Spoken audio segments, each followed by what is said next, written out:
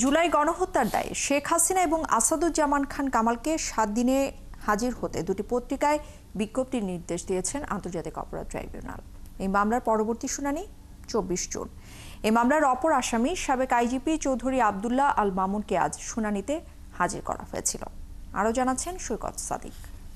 বৈষম্য বিরোধী ছাত্র আন্দোলনে সংগঠিত মানবতা বিরোধী অপরাধের 8 মাস পর শুরু হয়েছে এর বিচার কাজ। মামলার অভিযোগে বলা হয়েছে, গত 16 জুলাই থেকে 5 আগস্ট পর্যন্ত 1400 ছাত্র জনতাকে হত্যার নির্দেশদাতা শেখ হাসিনা, সাবেক স্বরাষ্ট্রমন্ত্রী আসাদুজ্জামান খান কামাল এবং সাবেক আইজিপি চৌধুরী আব্দুল্লাহ আল মামুন।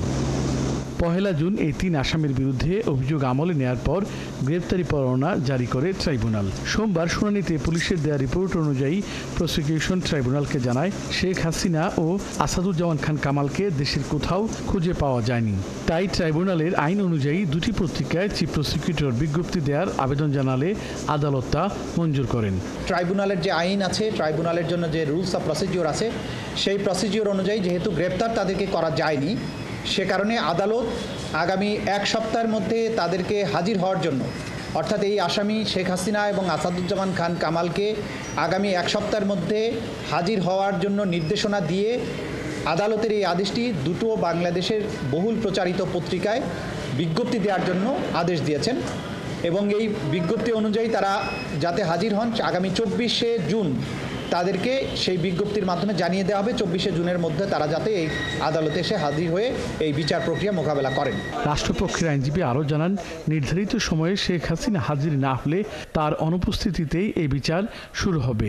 পত্রিকায় বিজ্ঞপ্তি প্রকাশের পরেও আসামিরা আদালত উপস্থিত না হন, তাহলে আদালত তাদের অনুপস্থিতিতে বিচারের রাস্তায় অগ্রসর হবেন। সেটা আমাদের আইনে সুনির্দিষ্টভাবে বর্ণনা করা আছে।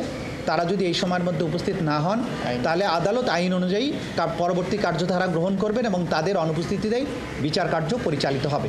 এদিকে গত 1 জুন শেখ হাসিনার আনুষ্ঠানিক বিচার শুরুর দিনের মতো সোমবার সকালেও ট্রাইব্যুনাল এলাকায় ককটেল বিস্ফোরণ ঘটে। তবে এসব ঘটনা আমলে নেওয়া হচ্ছে না বলে জানান চিফ প্রসিকিউটর। আমরা এগুলো আমলে নিচ্ছি না, আইন শৃঙ্খলা রক্ষাকারী বাহিনী এগুলো ডিল করবেন।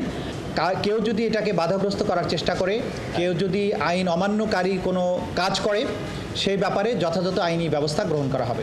আগামী বৃহস্পতিবার শেখ হাসিনার বিরুদ্ধে আদালত অবমাননার মামলার শুনানিও গণমাধ্যমে সরাসরি সম্প্রচারের কথা জানিয়েছেন প্রসিকিউশন। চানখারপুলে গুলিতে 6 জন। সৈকত সাদিক, 71, ঢাকা।